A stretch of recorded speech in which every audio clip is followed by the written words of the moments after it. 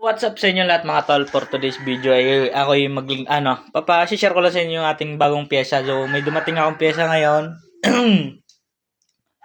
Yung kakarating lang ngayong araw. So yun, umorder tayo ng King Drag na floating dish. Yan, King Drag. So aray mga tol ay 220. Yan, baliktad, wait lang. 220 mm na plate dish yan. So, aray King Drag. So, presyo nito mga tol ay 500. So, may voucher lang ako kaya naging 500 pero ang presyo nito ay nasa 600 pataas. So, nagka-voucher lang. So, yun. Ito mga tol. Kasi yung sa mugs natin mga tol na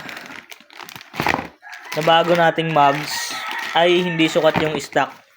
Sabi sa akin ng shop ay kailangan ko daw ng 220. Ayan. Yung shout out.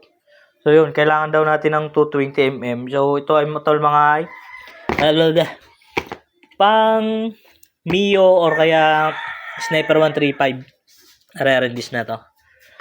So yung stock kasi natin dito hindi sukat sa ating bagong nilagay na mag. So ito, papakita ko sa inyo.